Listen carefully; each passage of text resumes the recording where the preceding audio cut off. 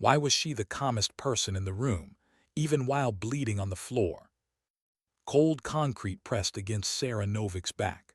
The smell of dust and iron filled the abandoned warehouse. Somewhere above her, a bullet had shattered a rusted window frame seconds earlier. But her breathing remained steady. The wound in her side burned sharply, yet her mind moved through the pain the way a medic moves through a checklist. Assess, stabilize, prioritize. Her left hand pressed firmly against Owen Briquette's chest. His pulse was fading. "Stay with me," she whispered, though he could not hear her. With her other hand, she held the radio close to her ear. "Shooter northeast corner," she said calmly. "Second floor window. Move 4 feet left, you'll have a clear line." Outside, in the darkness beyond the warehouse walls, 3 operators shifted their positions instantly. They trusted the voice. A distant rifle cracked. Silence followed. Then Decker Hale's voice came through the comm. "Target down." Sarah closed her eyes for 2 seconds, exactly 2. Then she returned to work, tightening the tourniquet on Briquette's leg, counting his breaths. 7 hours earlier, everything had started very differently.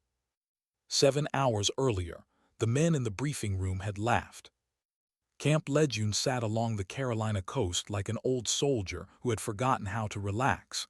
Its buildings carried decades of sand, salt, and stories that were never written down. Inside Building 114, 10 operators sat around a metal table covered with maps. These were men who had spent most of their lives in places that didn't officially exist. Combat had carved its quiet marks into their faces. When the door opened, only one of them looked up. Then the rest did. A small woman stepped inside.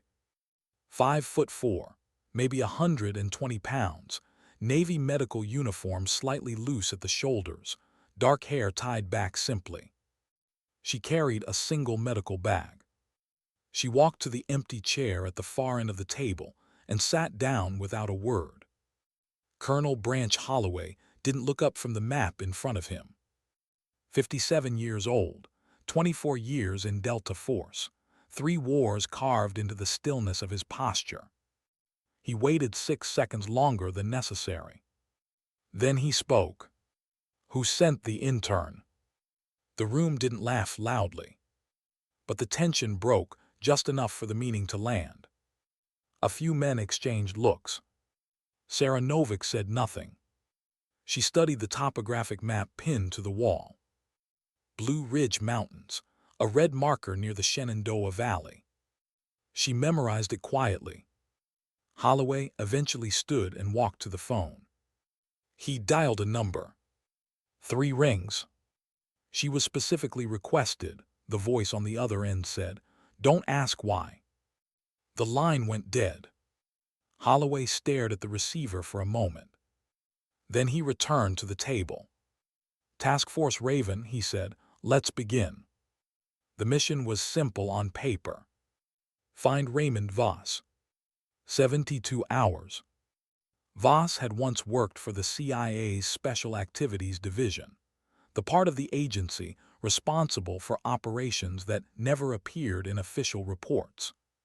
3 weeks earlier, he had disappeared from his apartment in Virginia. He had taken something with him.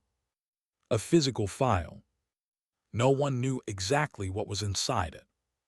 But everyone knew it mattered enough to launch a quiet task force. 10 operators, 1 medic, and 72 hours before the file changed hands. Questions filled the room. Terrain, communication windows, rules of engagement. No one asked about Sarah Novik. But when Holloway assigned roles, Novik forward medic, the silence that followed carried its own opinion. Kowalski, a ranger with 12 years of combat experience, glanced sideways. Garrett, the team's corpsman, frowned slightly. Sarah wrote the assignment in a small notebook. "Yes, sir." 2 words. Nothing else. The first test came less than an hour later. Holloway stepped into the equipment bay, where she was organizing supplies. "I need a forward treatment station in the next room," he said. "Mass casualty capable, 18 minutes." Then he walked away. The adjacent bay was empty concrete. 3 folding tables leaned against a wall. A floor drain smelled faintly of old oil. Sarah stood still for 4 seconds. Then she began. Tables unfolded. Medical kits opened. Tourniquets arranged exactly where a hand could find them without looking. Airway equipment. IV lines. Triage tags. Every tool placed with quiet precision. 14 minutes later, she stepped back. When Holloway returned, he inspected everything. The layout was perfect. He checked the airway tray, the IV kit, the tourniquets. Nothing wrong. But his expression didn't soften. "A checklist isn't a firefight," he said flatly. Then he left. Sarah watched the door close. Not angry. Not discouraged. Just patient. She had heard versions of that sentence before. The answer she had learned long ago was never words. It was time. Later that afternoon, the team conducted equipment checks. On one table lay a massive Barrett M82 sniper rifle. Nearly 30 pounds of steel and precision. Kowalski lifted it to inspect the scope mount. As he turned away, the rifle slid toward the edge of the table. Sarah's hand rose instantly. She caught it before it fell. That part was ordinary. What happened next lasted less than a second. Her thumb shifted 2 inches. It settled along the grip exactly where a trained sniper's thumb naturally rests. The motion was reflex. Effortless. Then she removed her hand and returned to her clipboard. Most of the team never noticed. But Decker Hale did. He had spent 15 years around Navy SEAL teams. And he watched details most people missed. He pulled a small notepad from his pocket. Wrote 1 word. Then folded it closed. Later that evening came the medical evaluations. Garrett worked quickly down the list. Blood pressure, oxygen saturation, injury disclosures. Routine. When Briquette stepped away from the table, Sarah spoke. "When did the vehicle accident happen?" He frowned. 3 days ago. Take a deep breath. He did. Sarah listened carefully. There it was. A subtle asymmetry in his breathing. Most people would miss it. She didn't. "Early tension pneumothorax," she said calmly. Before anyone processed the words, she was already moving. Within seconds, she inserted a decompression needle into the exact space between his ribs. Air escaped with a sharp hiss. Briquette exhaled deeply for the first time in days. Garrett stared. That wasn't textbook technique. That was experience. Real experience. "Where'd you learn that?" he asked.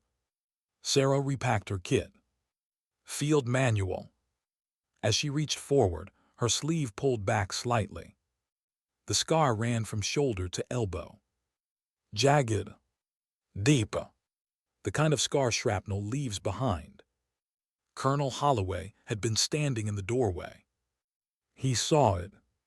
"Where'd you get that?" he asked. Sarah glanced at her arm. "Car accident." The room went quiet. Holloway stepped closer. 24 years of interrogations and battlefield negotiations had given him a particular skill. He knew when someone was lying.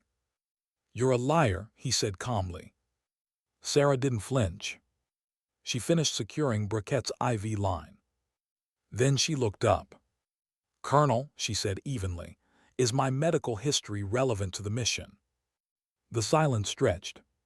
Finally Holloway spoke. "Get your gear ready. We move at 1800. He walked out. In the hallway, Decker Hale handed him the folded paper. Holloway opened it. One word was written inside.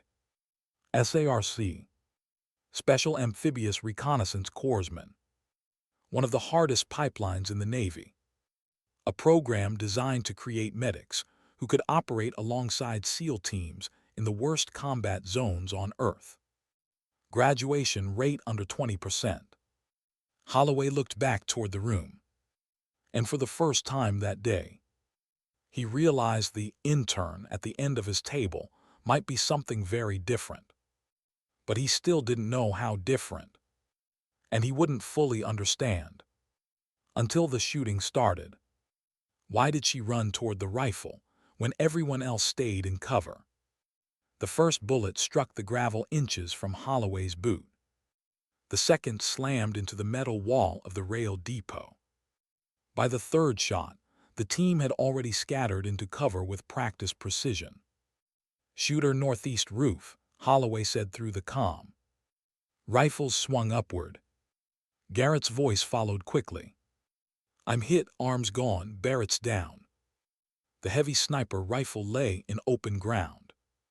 40 feet of exposed gravel separated it from safety. Above them, the enemy sniper held perfect elevation. No one moved.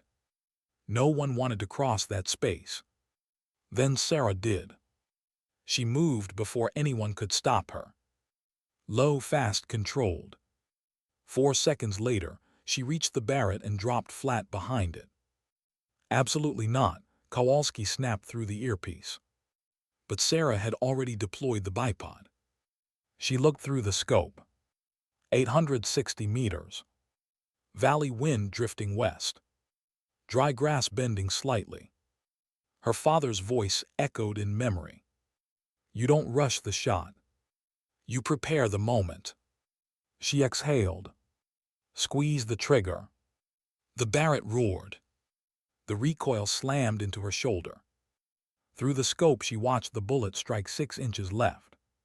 Wind shift. She adjusted. 4 seconds.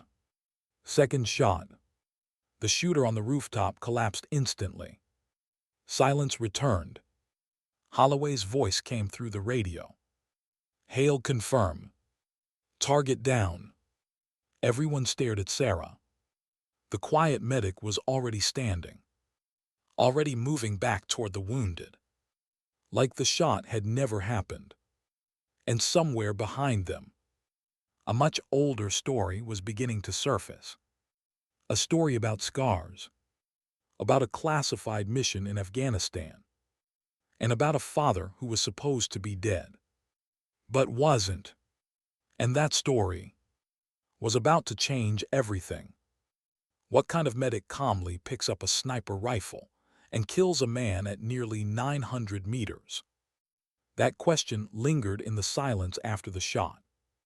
The team moved again, but something had changed. Not tactically. They were still professionals, still methodical, still watching angles and clearing shadows. But now every man in Task Force Raven carried a new calculation in the back of his mind. Sarah Novick, the small medic with the steady voice. The woman who had just dropped a sniper from 860 meters like it was routine. They reached the fallback vehicles 10 minutes later. No one spoke during the drive. The forest roads of Virginia slipped past in darkness. Trees crowded the narrow trail like silent witnesses. Kowalski drove the second vehicle. He kept his eyes on the road. But twice, just twice, he glanced at the rearview mirror. Sarah sat in the back seat beside her medical kit. Hands folded. Calm. As if nothing unusual had happened. As if the shot that had saved all of them had been nothing more than a small correction in the evening. Kowalski looked away quickly. He had spent 12 years around soldiers. He knew the difference between confidence and something deeper. Confidence could be loud. This wasn't loud. This was quiet certainty. And that made it harder to understand. 4 hours later, they arrived at the farmhouse. The structure sat alone in a clearing surrounded by dark forest. Old wood siding, A sagging porch, frost beginning to gather on the grass. Inside, the room smelled faintly of dust and cold air. The team moved through it quickly. Perimeter established. Windows checked. Weapons staged. Garrett's arm properly dressed and secured in a sling. 20 minutes later, the kitchen table held maps again. Colonel Holloway stood over them, with both hands resting on the wood. The same posture he had held earlier that morning. But the man standing here now carried a different awareness. He looked up. "Novick." Sarah stepped forward without hurry. "Your record," Holloway said, "ends in October 2019. She said nothing. "That's not an administrative error," he continued quietly. "That's someone with serious clearance removing a person from the Navy's system." Still she didn't answer. Holloway studied her face. "I've seen records disappear before," he said. "It usually means the person attached to them was doing something very dangerous." The room was silent. Kowalski leaned against the wall. Hale stood near the doorway with his arms folded. Everyone waited. Finally, Sarah reached into the inside pocket of her jacket. She placed an envelope on the table. The paper was worn at the edges. Handled many times. She opened it carefully and unfolded 2 sheets of lined paper. Her voice was steady when she began to read. "Sarah, if you're reading this, I didn't make it back." The words settled into the room like falling dust. "My deployments have started to feel different lately. Officers stop meeting your eyes during briefings when they think you might not return." She paused briefly. "My father taught me to prepare for things I can see coming, even if I hope I'm wrong." Holloway's eyes narrowed slightly. "You made a promise to your mother once. I know what that cost you.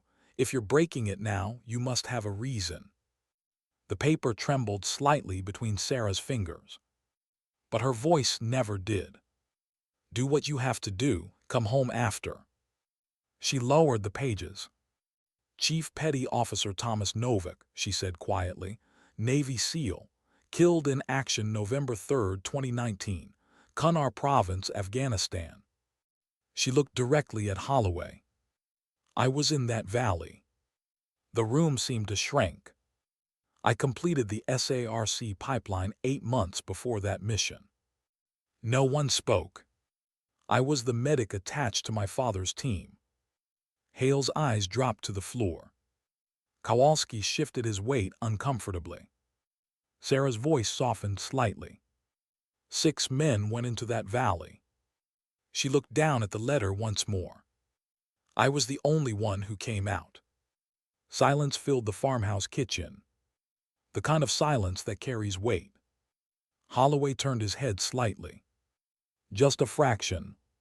But Hale noticed. He knew the look. It was the look of a man who had just recognized a name. Thomas Novick. The memory had surfaced somewhere deep in Holloway's past. But he didn't explain it. Instead, he simply said, "Get some rest. We move at 400. The team dispersed quietly. Sarah remained seated at the kitchen table.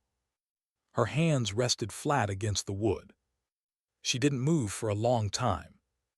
The house was completely still.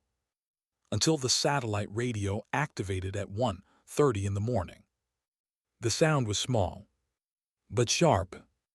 Holloway crossed the room and lifted the receiver. He read the message once. Then again. The color slowly drained from his face. "Novick," he said. She stood and walked over. He handed her the radio. The message was short. Encoded header. Plain text beneath. "Colonel Holloway. She deserves to know what happened in that valley. You signed the order. I have the documentation. Tell her I'm not the enemy she was sent to find. Tell her her father's name is in the file. Shepard." Sarah read it twice. Then she looked up. Holloway wasn't looking at her. He was staring at the wall. like a man confronting something he had hoped never to face again. His hands tightened around the radio. The knuckles whitened. Sarah watched him carefully. She had spent 4 years chasing fragments of truth, 4 years following quiet trails of information. But this message confirmed something she had never allowed herself to fully believe. Her father's name is in the file. Thomas Novick. The man declared dead. The man buried with an empty coffin. Might still be alive. Morning came slowly. The frost outside the farmhouse windows thickened under the pale light of dawn. Sarah hadn't slept. She sat at the kitchen table, running the same calculation she had been running for 4 years. The valley, the mission, the strange inconsistencies in the official report. And now Raymond Voss, the man carrying the file, the man they had been sent to capture. At 3:50 a.m. Holloway entered the room. He looked older than he had the night before. Like the years he had carried quietly were suddenly heavier. He pulled out the chair across from her, sat down, placed both hands flat on the table. For a few seconds, neither of them spoke. Finally, he said quietly, October 28, 2019. Sarah didn't move. I was JSOC liaison for Delta Force, he continued. My commanding officer gave me a memorandum requesting my signature. His voice was controlled, but there was something beneath it. Regret. It authorized a non-acknowledgement protocol. Sarah understood immediately. If the mission was compromised, extraction would not be authorized. The team would simply disappear. What date did you sign it? She asked softly. October 28th. Her eyes lifted slowly. My father's team deployed October 31st, she said. He was already on the aircraft when you signed that document. Holloway didn't look away. I know. The admission sat heavily between them. I was told it was routine, he said quietly. Low risk, a small recovery operation. He paused. I signed it. The words sounded heavier the second time. I didn't think about it again for 11 days. Sarah's voice remained calm. When did you find out whose team it applied to? When the casualty report arrived. Another silence. I requested an internal review, he continued. The file was sealed under special access classification. And you stopped asking questions. His jaw tightened. Yes. Sarah studied him. Then she reached into her kit and placed a photograph on the table. Holloway picked it up. A man lay on a narrow cot inside a stone room. An IV line ran into his arm. His chest was bandaged, but his breathing looked steady. Alive. The date written in the corner read, November 14, 2019. 11 days after Thomas Novick had officially been declared dead. Holloway's hands began to shake slightly. Where did you get this? He asked. It was left for me, Sarah said quietly. By someone who wanted me to keep looking. She met his eyes. Raymond Voss. The same man they were hunting. The file he's carrying contains proof, she said. Proof that her father survived the mission. Proof that someone hid him. Proof that someone lied. And proof that powerful people might prefer the truth remain buried. Holloway slowly set the photograph down. The mission had changed. Not officially, but morally. And sometimes that mattered more. Sarah stood up. We move at 400, she said calmly. The mission was no longer just about capturing a rogue intelligence officer. Now it was about something deeper. Truth, redemption, and a daughter who had spent 4 years refusing to believe her father was gone. But the most dangerous moment of the mission was still waiting for them. And when it arrived, Sarah Novik would have to make the hardest decision of her life. Why would a man risk everything just to meet the daughter of someone who was supposed to be dead? That question hung in the cold morning air as Task Force Raven moved through the forest. The logging trail had almost disappeared beneath years of neglect. Frost covered the ground in a thin silver layer, and every step through the brush sounded louder than it should. 14 miles northeast of the farmhouse. That was the location Raymond Voss had given them. A quiet depression in the Blue Ridge Mountains, where two ridgelines folded together like closing hands. From the air, it would look like nothing. From the ground, it felt different. Hidden. Intentional. The team moved in silence. Holloway at the lead. Kowalski sweeping the west side of the perimeter. Hale moving wide to the north flank. Two more operators covering elevation along the eastern ridge. Briquette anchored the southern approach, rifle steady despite the injury from the night before. Sarah moved through the trees alone. Her medical kit sat tight against her back. But strapped beside it was the Barrett. No one questioned why she carried it. Not after the night before.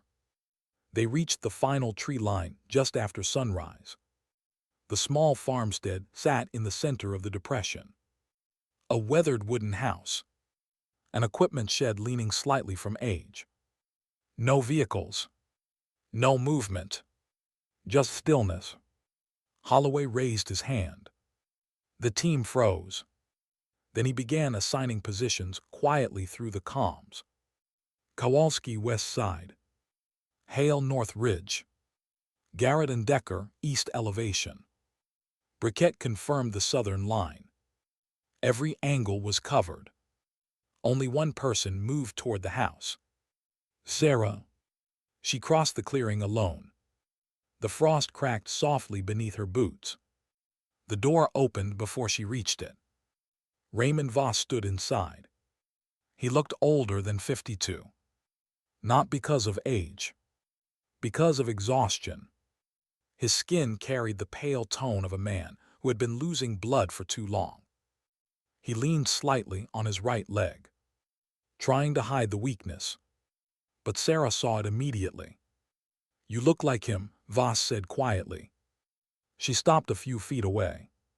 "Where is he?" she asked. Voss stepped aside. "Come inside." The room was small. A sleeping bag lay against the wall. A camp stove sat on the floor beside a pack that had clearly been opened and repacked many times. Next to it rested a small aluminum case. Locked. Protected. Important. Voss sat down heavily against the wall. Standing had been costing him more energy than he wanted to show. "Stonegate," he said. Sarah's eyes narrowed slightly. "That was the mission in the valley." Voss nodded. "I was the case officer." The words landed like a quiet explosion. "I received the closure order after your team's position was compromised." Sarah already knew what that meant. Closure. A sanitized word. It meant the operation would disappear. No rescue. No recovery. No acknowledgement. Voss studied her face carefully. "Your father and one other operator were still alive when I reached the valley." Sarah didn't move. But something in her breathing changed. "I had 40 minutes before the reporting window closed," Voss continued. "After that, the official record would lock." His voice carried the weight of the decision he had made. "I chose not to report him." Silence filled the small room. "Instead," Voss said quietly, "I moved him." Sarah's heart beat once, hard enough to echo in her chest. "Where?" "First, somewhere safe," Voss said, "then somewhere invisible." He shifted slightly and winced as pain moved through his leg. "For 5 years, he has lived under another name." Sarah finally spoke. "Is he alive?" Voss held her gaze. As of 3 months ago, yes. The answer landed gently. But it changed everything. For 4 years, Sarah had carried belief without proof, a feeling that refused to disappear. Now the belief had a voice. Confirmation. Alive. She stood very still for a long moment. Then she said something unexpected. Your leg. Voss blinked. We are discussing. I can do two things at once, she said calmly.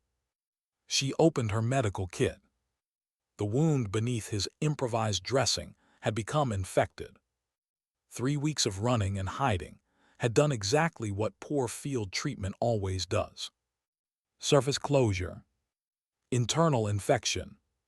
She cleaned it carefully while he spoke. The file contains more than your father's survival, Voss explained. He nodded toward the aluminum case. 23 intelligence assets operating under deep cover. Sarah glanced up. If that list reaches the buyer. They die, Voss finished. The buyer. A foreign intelligence service desperate to rebuild its global networks.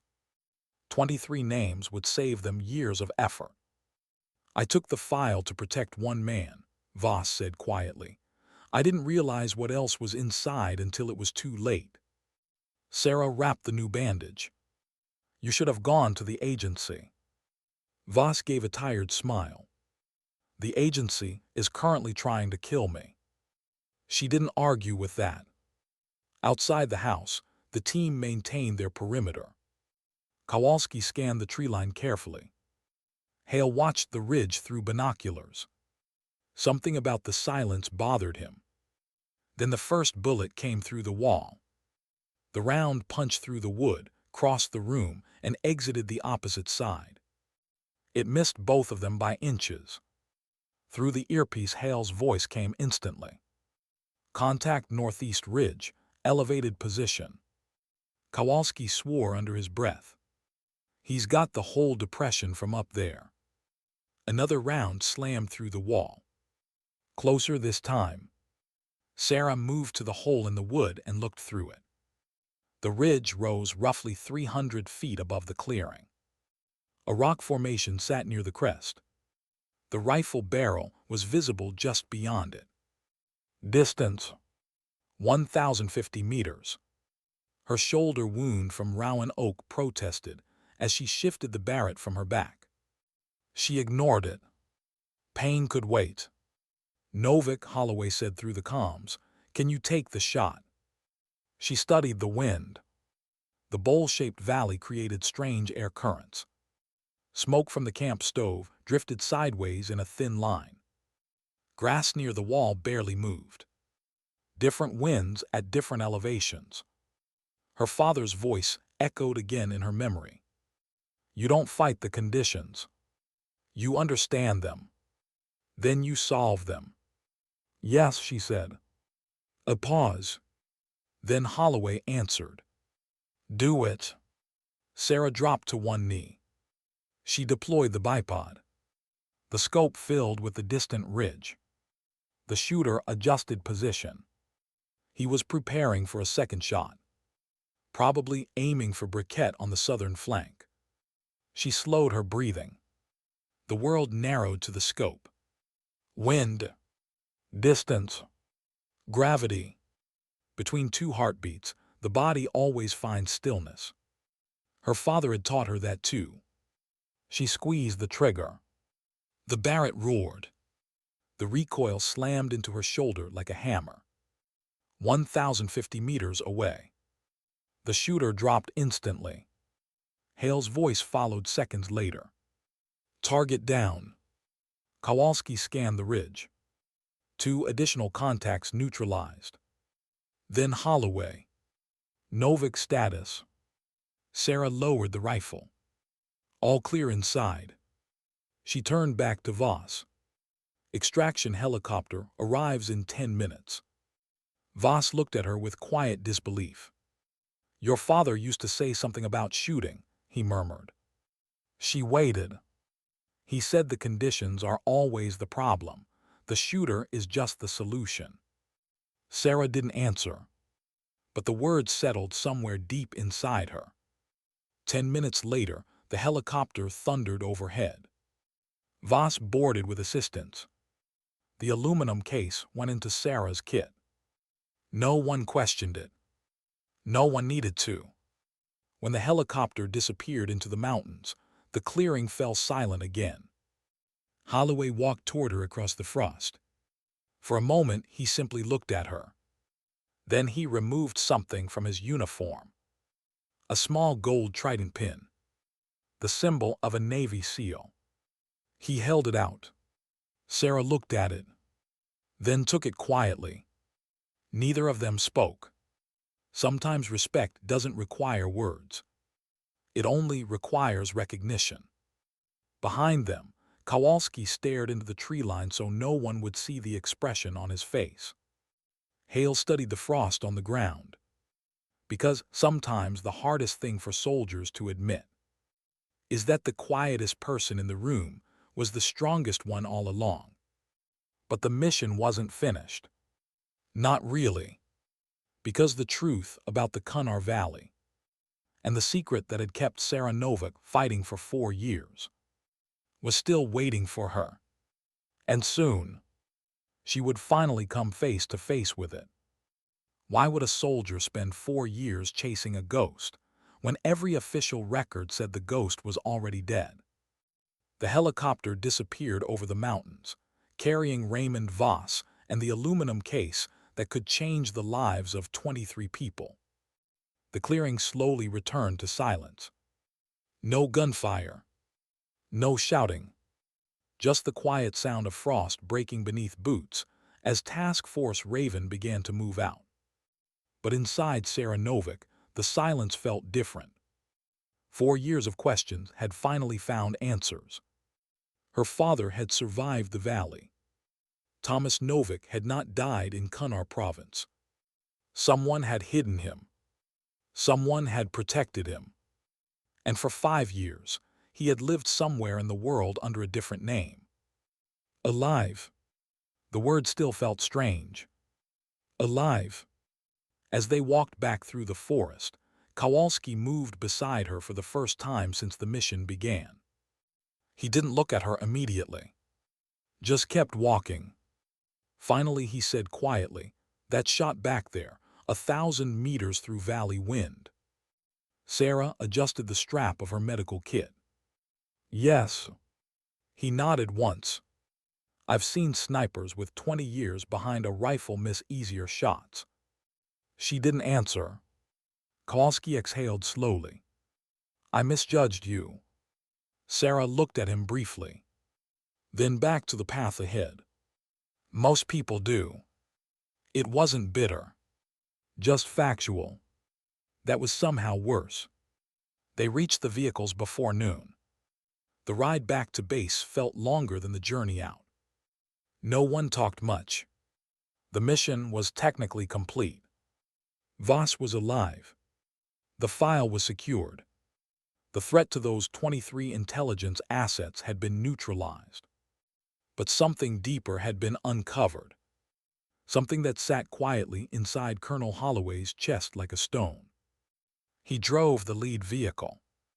Hands steady on the wheel. Eyes forward. But his thoughts kept returning to the same moment. October 28, 2019. The document. The signature. The decision that had sealed the fate of 6 men. And the daughter of one of them sitting only a few feet behind him.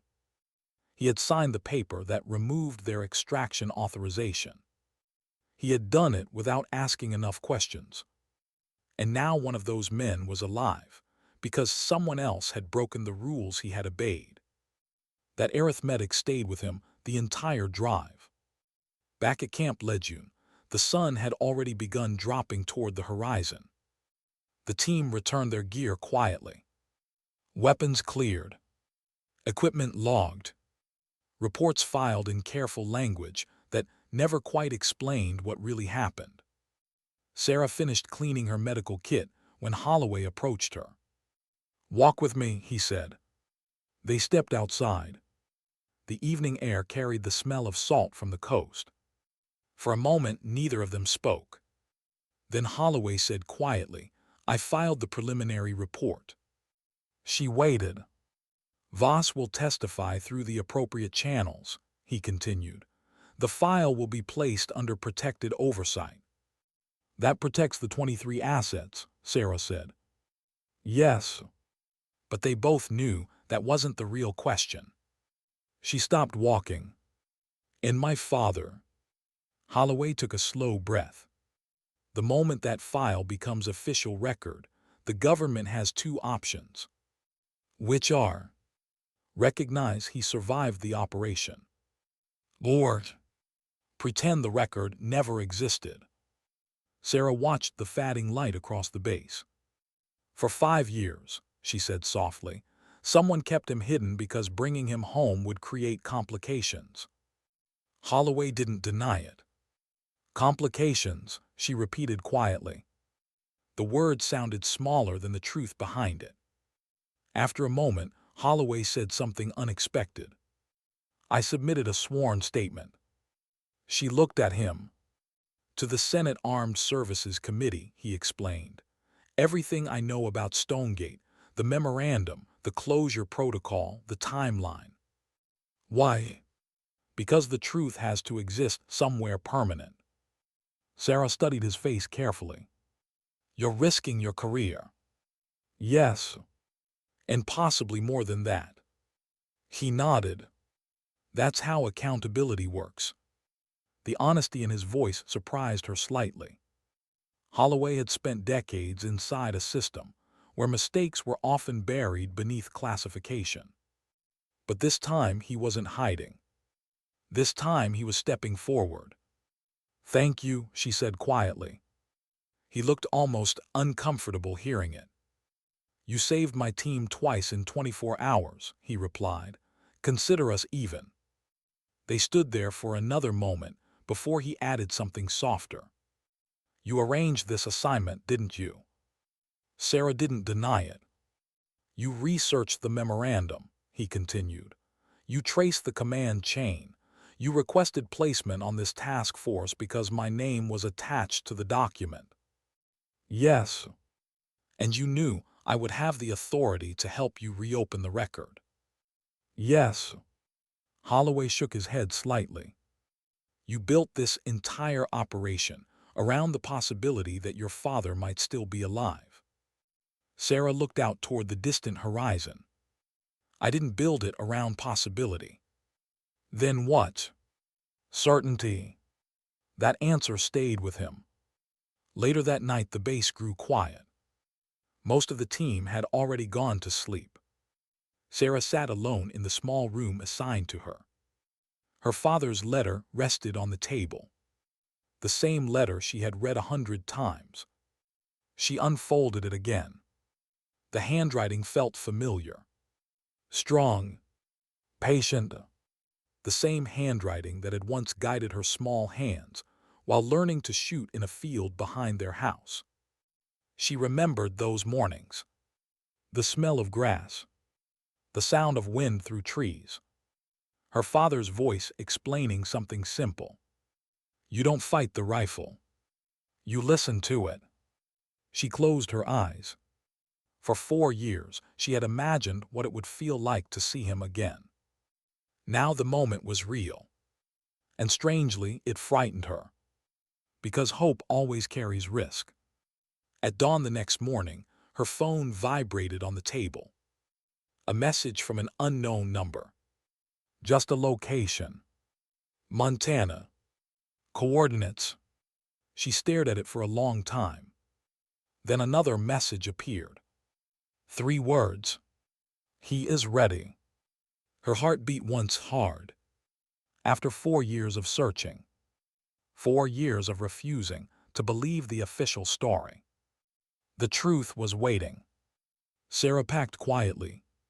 Medical kit. Clothes. Her father's letter. The small trident pin Holloway had given her. She slipped it into her pocket. When she stepped outside, Kowalski was leaning against a truck. He looked up. Going somewhere. Montana. He studied her for a moment. You're going alone. Yes. He nodded slowly, then said something she didn't expect.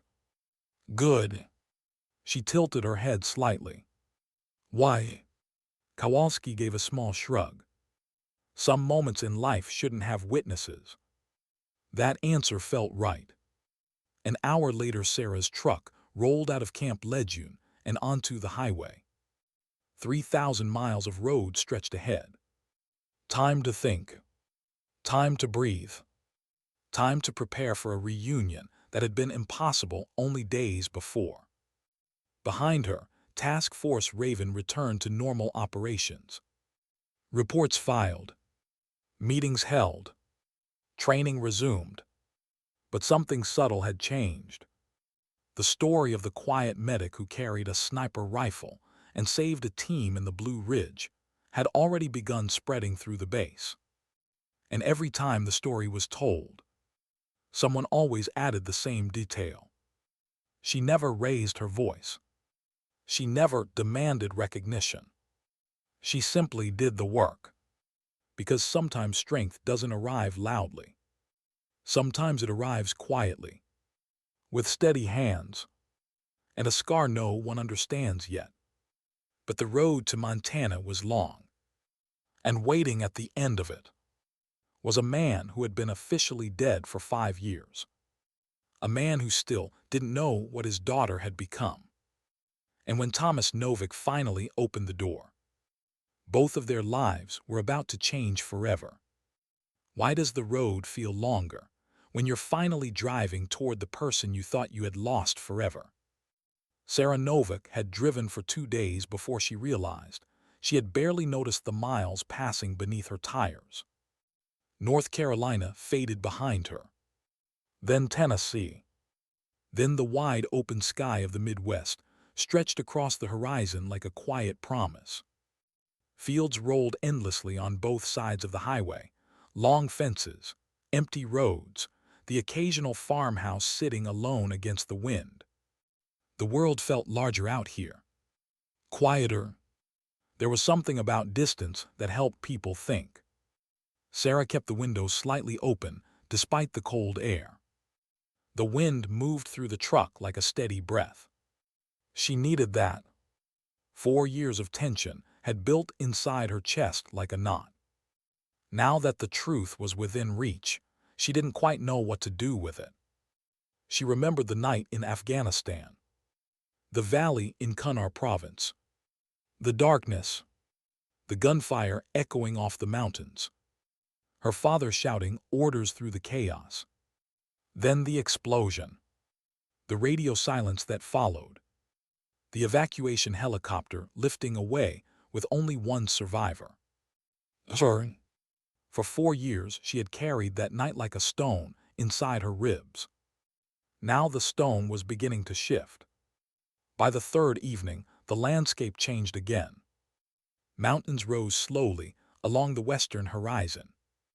Montana. The sky here was different. Vast. Honest. The kind of sky that didn't hide anything. Sarah turned off the highway onto a narrow gravel road. Her phone's navigation stopped working miles ago. But she didn't need it anymore. The coordinates from the message had led her close enough. A small wooden house appeared ahead. Simple. Solid. A woodpile stacked carefully against the east wall. A garden plot beside the porch, already prepared for winter. The place looked exactly like what it was. A quiet life. The kind of life someone builds when they've spent too many years surviving chaos. Sarah stopped the truck. The engine ticked softly as it cooled. For a moment she didn't move. Her hands rested on the steering wheel. The house stood only 30 yards away. 30 yards between 4 years of grief. And whatever waited on the other side of that door. She stepped out of the truck. The cold Montana air hit her face immediately. Somewhere in the distance, a hawk circled above the mountains. The quiet here felt enormous. The front door opened. A man stepped onto the porch. His hair had turned completely gray. 5 years of absence had carved deeper lines into his face. But his posture hadn't changed.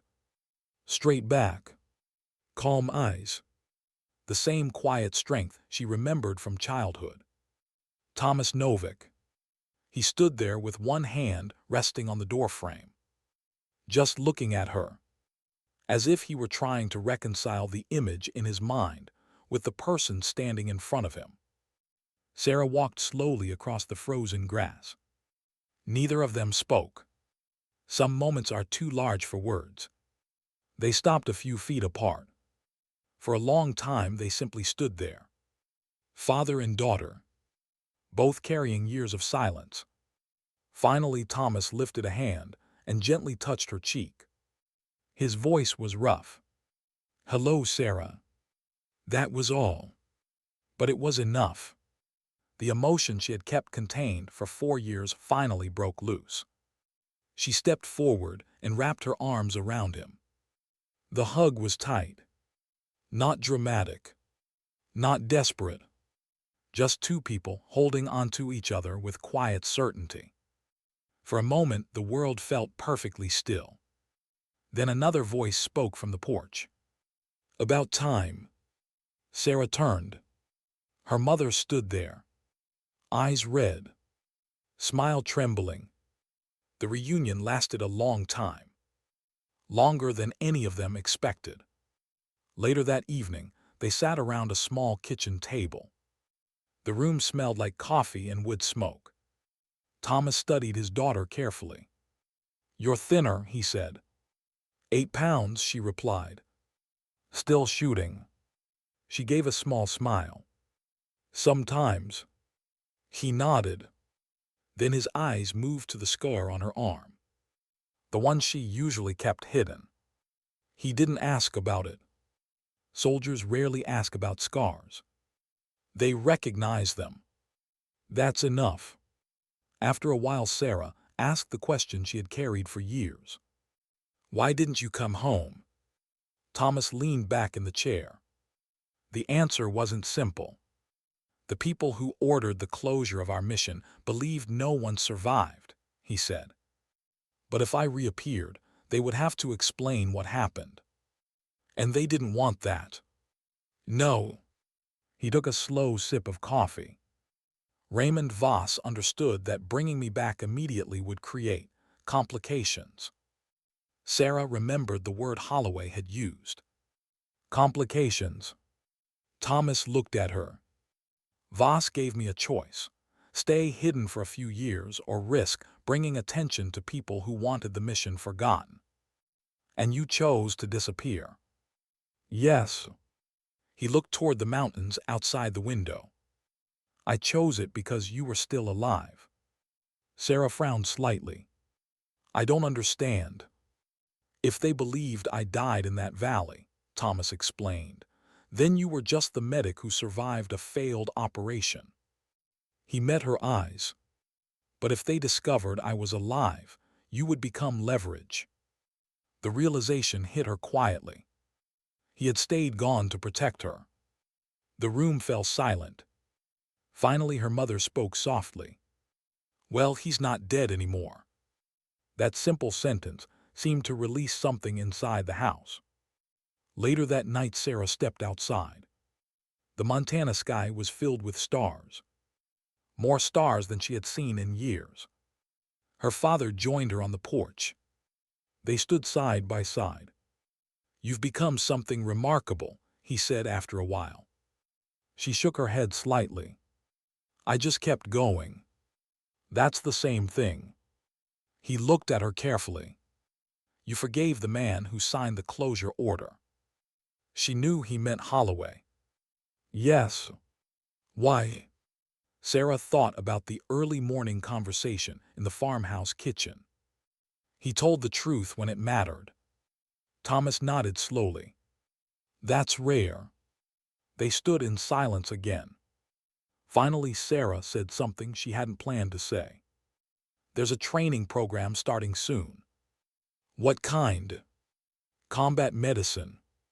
She glanced toward him. Operators who can fight and save lives at the same time. Thomas smiled faintly. That sounds familiar. It was your idea first. The wind moved softly through the trees. After a while he said quietly, "You carried this mission for 4 years." "Yes." "And now?" Sarah looked up at the stars. Now felt different. Lighter. Like the world had shifted slightly back into alignment. "I think," she said slowly, "it's time to start something new." Her father nodded. Because sometimes survival isn't the end of the story. Sometimes it's only the beginning of the next chapter. But far away in Washington, people were already reading the sworn statement Colonel Holloway had filed. And some of them were not happy about what it contained, which meant the story of Sarah Novak and the secret hidden in the Kunar Valley might not be finished yet. Why do some battles end quietly, long after the gunfire is over? 6 months later, the world had moved on. Wars continued in distant places. Reports filled classified folders. Names were written and erased from operational rosters the way they always had been. But in a quiet building on a Carolina base, something different was beginning. Sarah Novak stood in front of 16 soldiers sitting in metal chairs. The room had once been a storage facility. Dusty crates had filled it for years before Colonel Holloway pushed paperwork through 3 separate departments to reclaim the space. Now the walls held medical diagrams. Tourniquets hung beside training kits. Whiteboards displayed field treatment procedures written in clean, precise handwriting. At the top of the board were 4 simple words. Drag them out alive. Sarah looked across the room. Some of the soldiers were young. Some carried the tired posture of veterans who had seen too much. All of them were here for the same reason. Integrated combat medicine. A program designed to teach operators how to keep someone alive when evacuation was impossible. The idea had started as a conversation. Briquette had said the phrase first. He'd been lying on the ground in the Blue Ridge with a tourniquet around his leg, while Sarah worked on someone else with a rifle beside her. "You saved my life," he had told her later. She had simply replied, "That's the job." But the phrase stuck. Drag them out alive. Now it sat on the whiteboard above 16 students who were about to learn what that actually meant. Sarah picked up a tourniquet. "First rule," she said calmly. "Stopping the bleeding is always more important than looking brave." Some of the students smiled slightly, but most leaned forward, because the woman teaching them carried something unusual. Authority without noise. Confidence without ego. She demonstrated the tourniquet slowly. Precise. Efficient. The same way she had done everything in the Blue Ridge. Briquette sat in the front row. His injuries had healed months ago, but he still carried a quiet respect every time Sarah entered the room. Not admiration. Something deeper. Trust. After the class ended, he stayed behind while the other students filed out. "You had a tourniquet on my leg and a sniper rifle in your hands," he said. Sarah gathered her notes. "Sequential," she replied. "Not simultaneous." Briquette smiled slightly. "From where I was lying, it looked simultaneous." She didn't answer, but she didn't contradict him either. Sometimes silence is confirmation. That night Sarah returned to her quarters and found an email waiting in her inbox. No subject line. Just 5 sentences. It was from Kowalski. "I was wrong about you from the beginning.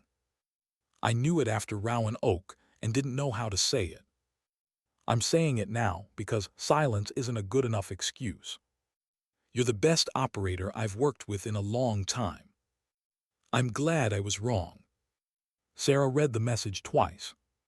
Then she closed it. She didn't reply, not because she was offended, but because some apologies don't require answers. The next morning, Colonel Holloway visited the training building. He stood in the doorway, watching the class quietly. Sarah finished demonstrating airway management before she noticed him. When the students left, he stepped inside.